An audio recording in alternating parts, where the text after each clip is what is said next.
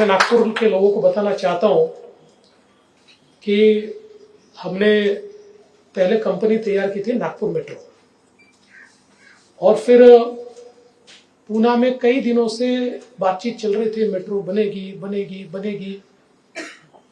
पूना ये बुद्धिमान लोगों का शहर है, तो बुद्धिमान लोगों को एक साथ लाना ये बड़ा कठिन काम है।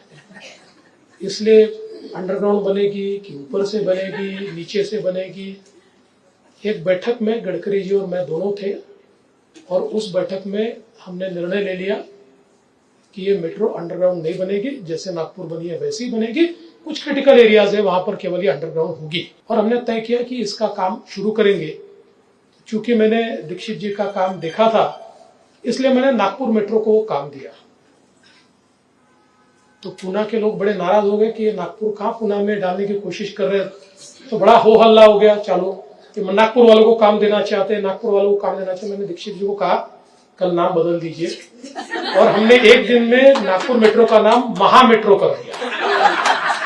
ये जो महा मेट्रो कॉर्पोरेशन है, ये ओरिजिनल नागपुर मेट्रो कॉर्पोरेशन है, विच हैज बिकम महा मेट्रो कॉर्पोरेशन। और आज इसकी परिस्थिति ऐसी है कि देश भर में अलग अलग स्टेट से भी महा मेट्रो को बुलावा आता है कि हमारे यहाँ आकर आप मेट्रो तैयार कीजिए। तो ये जो एक्सपर्टीज महा मेट्रो ने तैयार किया है, जो स्पीड महा मेट्रो ने तैयार की है, और अब तो नागपुर का सेकंड फेज भी हम लोगों ने हाथ में लिया है।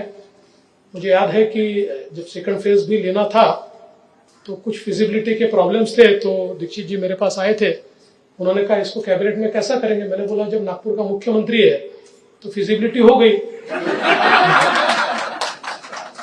उन्होंने मुझे कहा कि हम इसको ग्रामीण इलाकों से जोड़ेंगे तो फिजिबिलिटी ज्यादा बढ़ेगी, लेकिन आज ये पेपर पे दिखाना कठिन है। तो मैंने कहा कि आप फिजिबल ऐसा समझ के भेज दीजिए, और हमने उसको कैबिनेट से मंजूर किया, केंद्रीय सरकार ने भी मंजूर किया।